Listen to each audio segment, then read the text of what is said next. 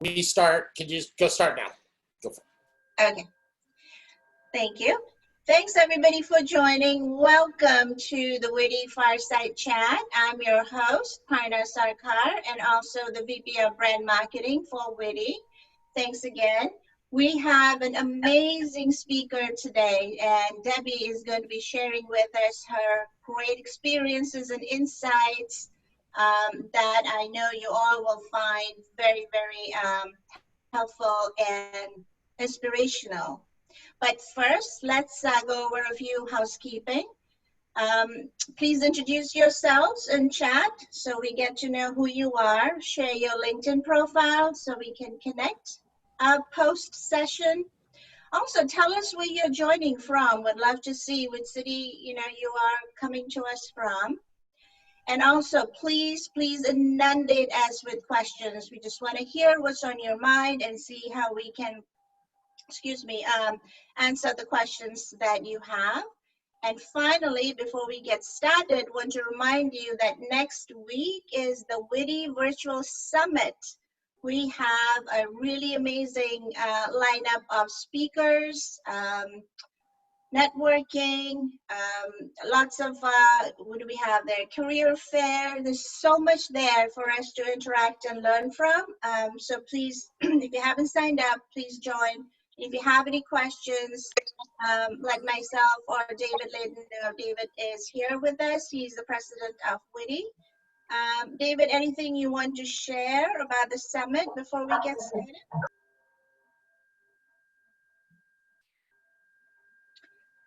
All right, well, if you do, just add that to chat.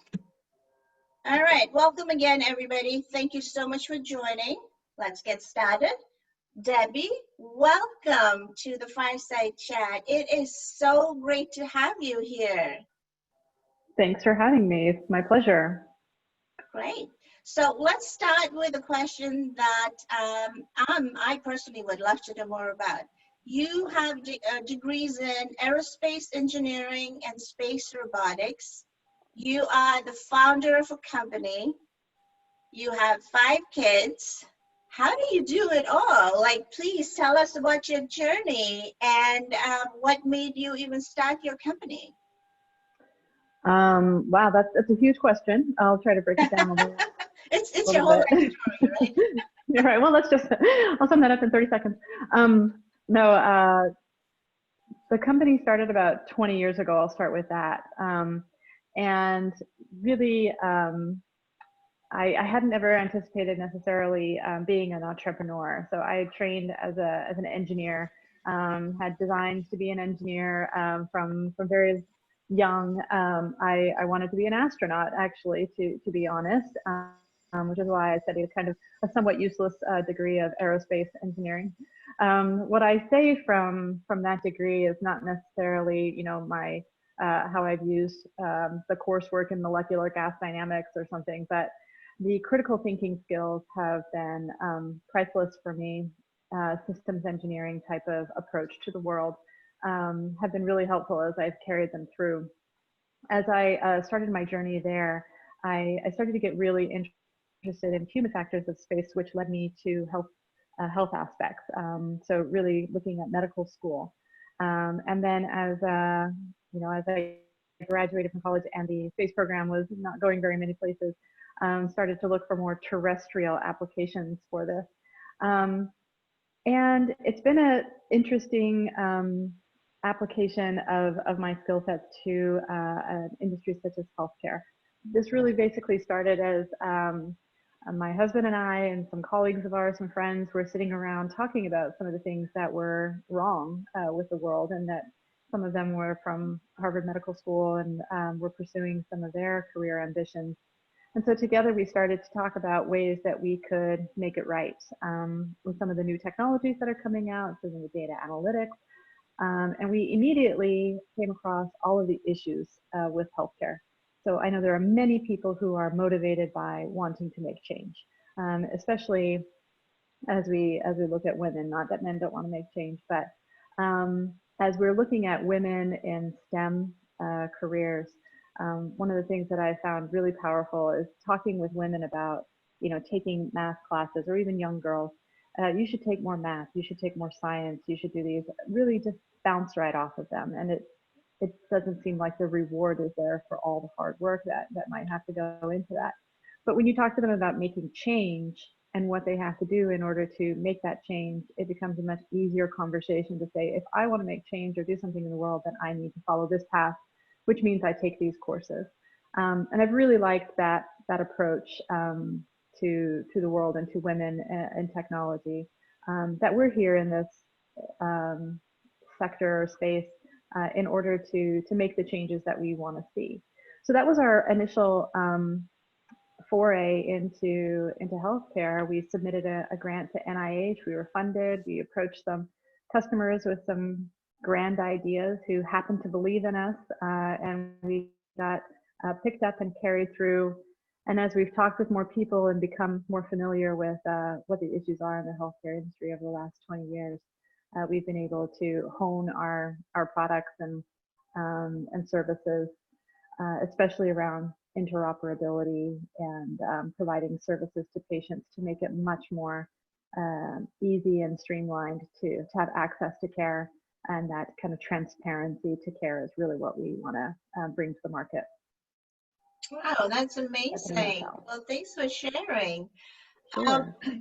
So what were some of the challenges that you may have faced? Because it's a new field, like you were saying, but yourself being a woman entrepreneur, were there any challenges that comes to mind, and how did you overcome them, if any? Yeah, so, being a woman in these areas, in my program at school at MIT, I was maybe one of 20-15% in my major, and this was not uncommon, even growing up further and then post that. So I don't know if it just became part of the worldview, Right. but I never let it color necessarily how I approached anything I was going after.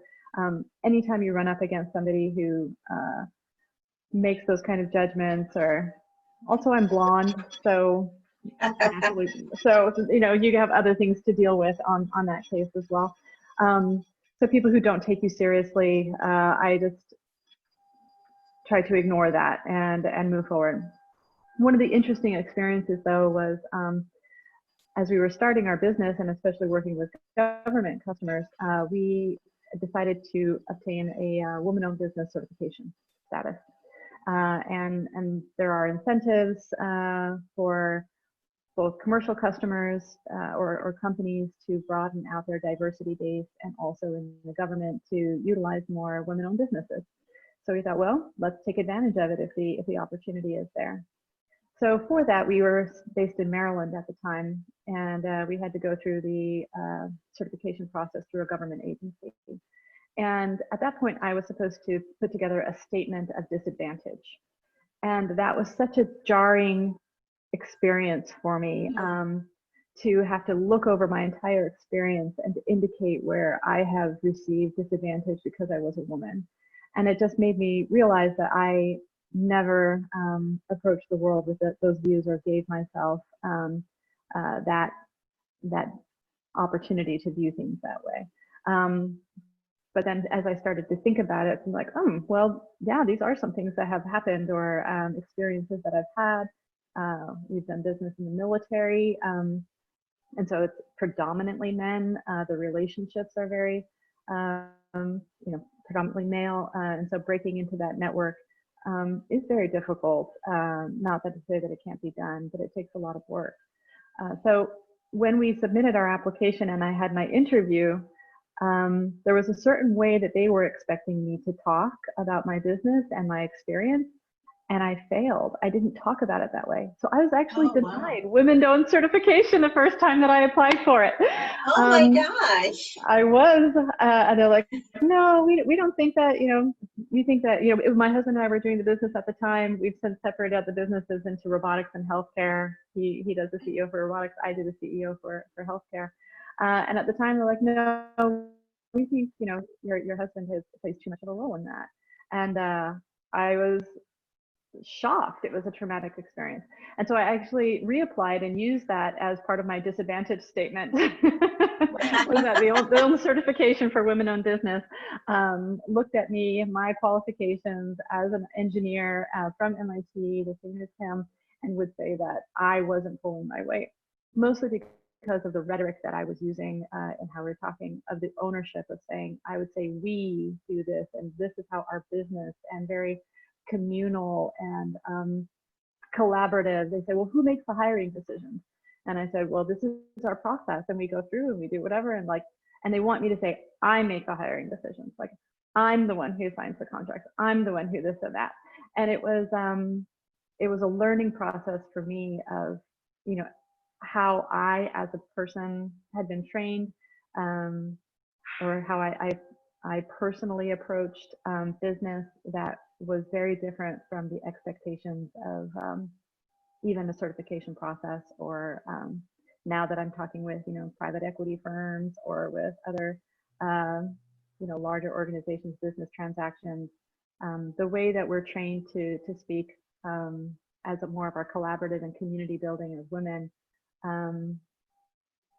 I hope that I've been able to bring more of that in, especially as I've gotten more credibility and confidence. But it was something that I really had to develop in myself to take that ownership and say I and me and what I want. Mm-hmm. No, you're right. I think, you know, like you were saying, it's, you know, that whole teamwork mentality is kind of drilled into us. And even when we work in the corporate setting, right, it's never, you know, we talk about there's no I in a team. So this is very interesting to hear that that was what disqualified you. So I don't know what you ladies think on the call, but I'd love to hear your thoughts on, do you get questions like that? Do you feel that saying I is better or not? So share your thoughts here on chat. So Debbie, in addition to, you know, running the company, you also have started a charitable trust. Tell us a little bit about that, and what's the focus?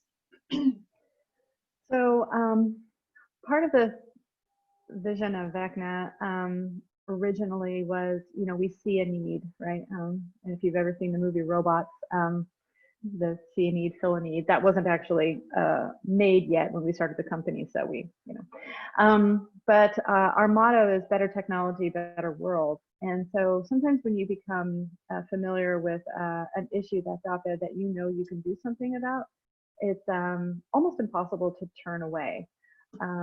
You almost see it as like your calling to do something about it.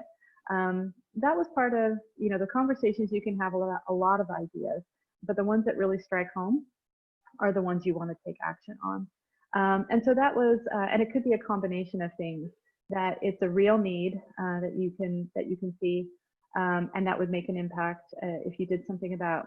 Two is that you may be specially qualified to do something. You may have the resources, the knowledge, the ideas, the creativity, the team that you can actually make a difference on. And three, you know, you just have, it's the timing, and some of it is just luck, and you're able to do something about it. So with our for-profit organization, that definitely felt like, we might say it was opportunistic growth. But there are things that come your way that you're like, this is something I think we can make something out of, and we'll latch on to that and pursue it. And then as you put it out there, you see things kind of coalescing towards that. Even though it may be hard, the universe kind of pushes you forward. With the Vecna Cares, it was very much like that. Just at this time in 2008, a couple of different factors just all kept coming at me. I got connected with the Center for Connected Health here in Boston, Massachusetts, and started learning about all they were doing and doing some projects with them. And then also,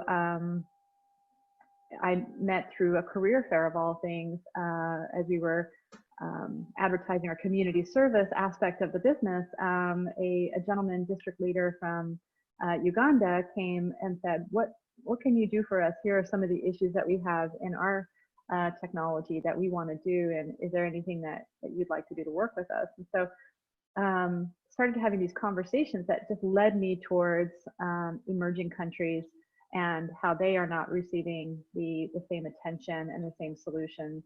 And so that led me to learn more about it, to see what we could do to start forming partnerships and solutions. And that led to, from a community service effort within Vecna, it grew quite rapidly and became its own 501c3. We've actually now spun it out from being a corporate giving type of program to its own organization. And so that was when he showed me a DVD of his district and how much they've improved with their healthcare, and they were using, it was cinder block walls clinics and using technology from like the 1960s. I was like, I think we could do something about this. And so that was where we started to dig in and see what kind of technology adaptation we could do to help people get some of those critical needs met. Oh, amazing. Exciting stuff. Well, technology for good and helping people never hurts, especially from being a purpose-driven brand. That's amazing. Let's shift the conversation a little bit to women on boards.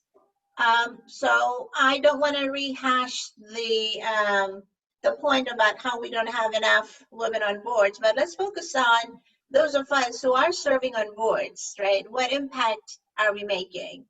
But one of the things that you mentioned I found very interesting, because normally, when we talk about serving on boards, we think about, the amount of time that we have to dedicate to serving on boards. There could be conflicts. It's never easy to be on a board.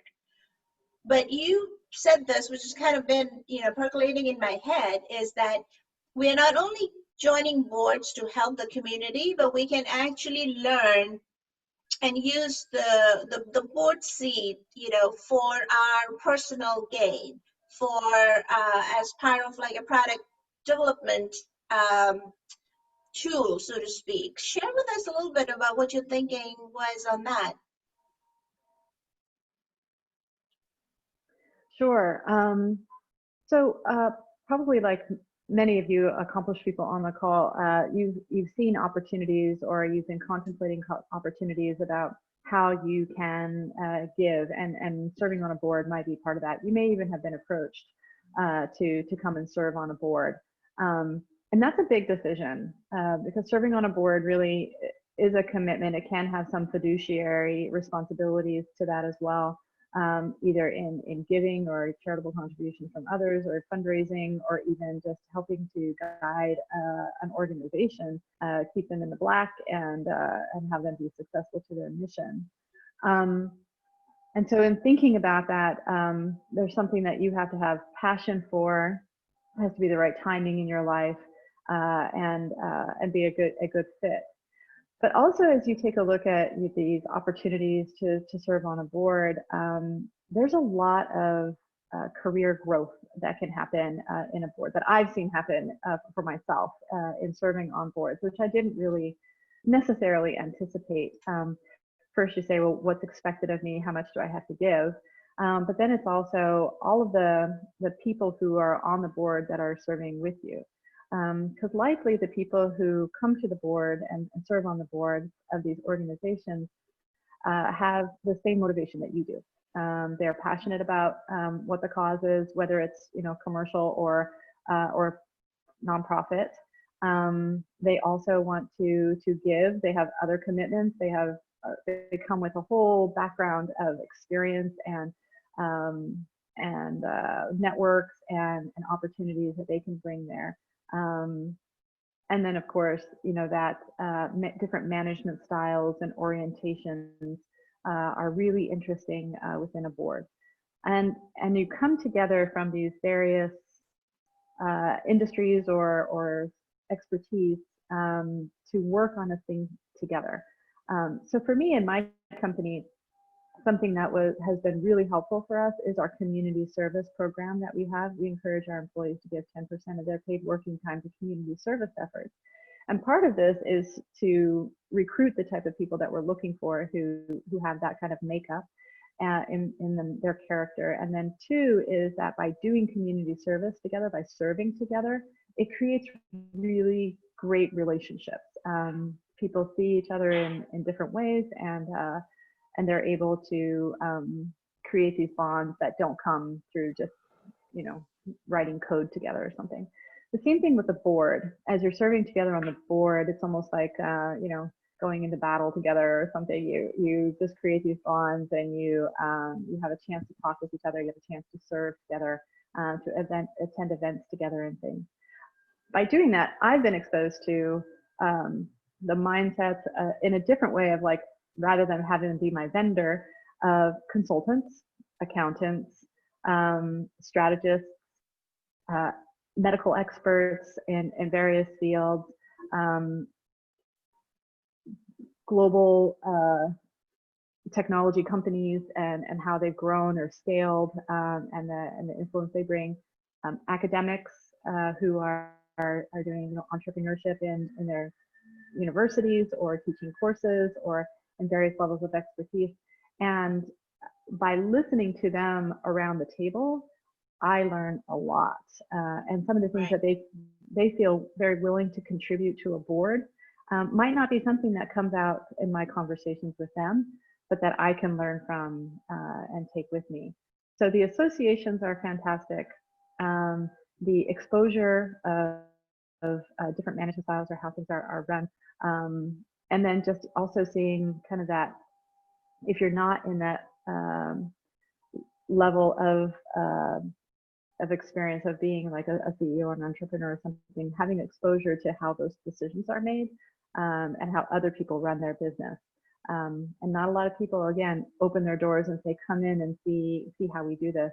But serving on a board really allows you to get that different perspective. Yeah, no, I think that's really great.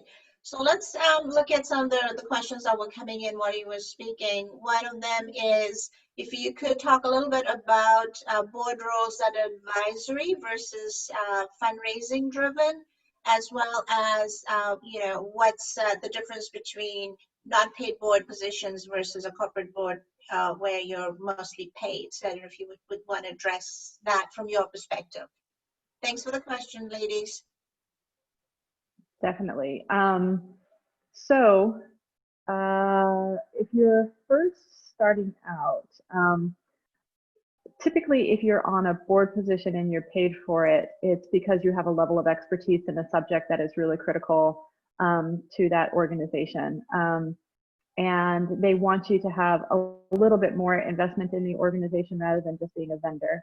And so being on the board allows you to see more topics associated with that organization, and to do that contribution of your perspective on those.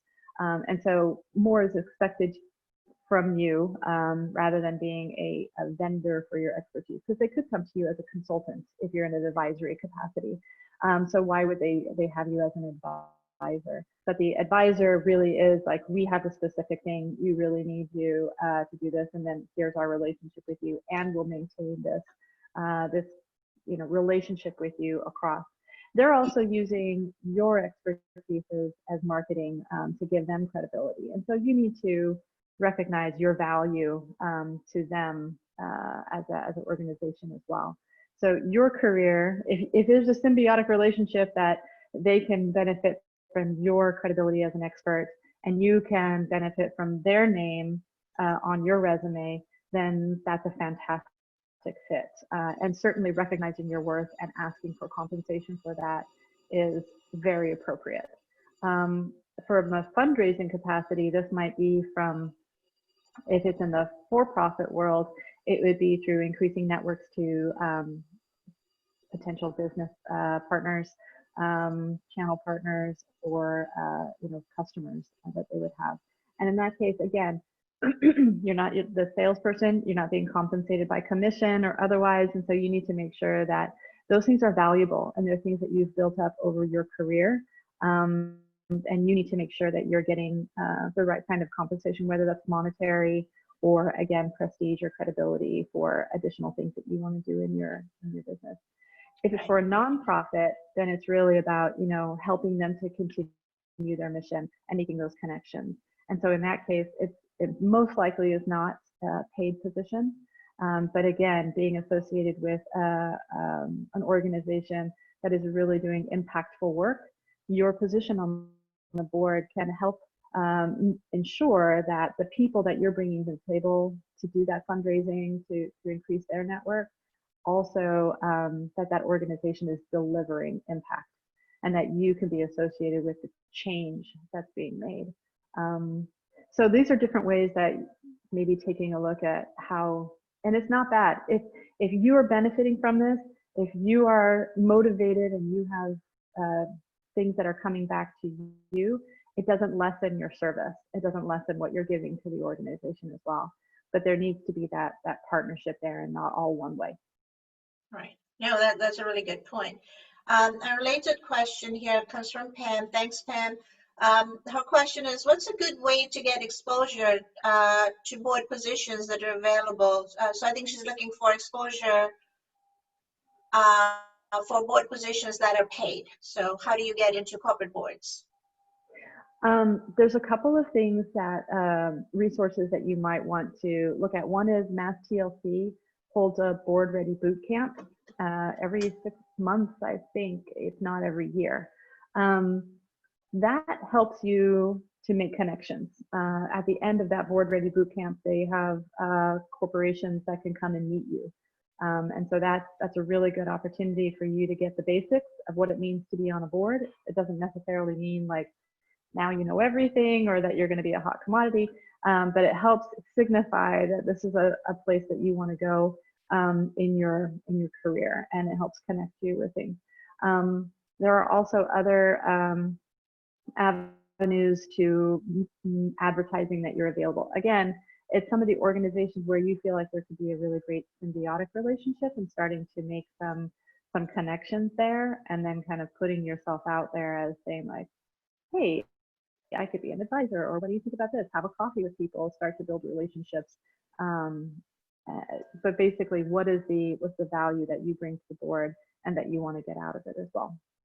Right now, as a woman, we don't have a legislation yet in Massachusetts about women, a percentage of women on board, but this is happening in other states, and people are trying to increase those voices, and so it's a really great time for you to be pursuing this. No, I think that makes a lot of sense, and yeah, you're right. There are a lot more organizations, I think, that are helping women prepare for these board roles, and I think we also need to look at it from not just how do we help the community, but what's in it for me. So I think these are really, really good tips. So we have time for one more question. I know time flies when we are having so much fun. Let me ask you, before we leave, any tips that you would give us if we are looking to launch a business or even get on the board, but it's more about, how do you drive visibility for yourself so people actually can find you, get to know you? So maybe we end with that practical tip. I know there are more questions coming in, but let's try and get that in. I think that you need to put yourself out there. I think the biggest part of me even trying to hire women into higher level positions and senior level positions is we do not get enough resumes of wanting to be on boards or other things. You need to indicate that this is something that's of interest to you and reach out and start to and let people know. All they can say is no. If it doesn't work out, there's probably 6 others that are out there that'd be willing to listen to you, and that you can continue to approach. And so I would say we as women don't give ourselves enough credit. We don't say, I have the capability, I have something to give, my skills are of value, I should be compensated for this. And so I would say have confidence in yourself, in your career and your skills, and put it out there that this is something that you want to do. Apply, send a letter, give a resume, ask for a coffee. All of these things, it may not be a direct path to what you're looking for, but it will lead to the next thing and the next thing and the next thing. And it will drop you where there's a good fit. Great. Those are great tips. Thank you so much for giving us such valuable and insightful information. I hope, ladies, you all found it helpful. Do connect with us. I think most of us have shared our LinkedIn profiles. Connect with us, send us questions. It's all good. Thank you so much for joining us. And keep an eye out for our next Fireside Chat, which will be next month, but also check out the summit that's coming up next week. So once again, thanks for joining us.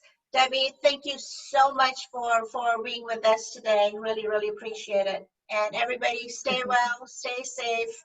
Bye. Bye.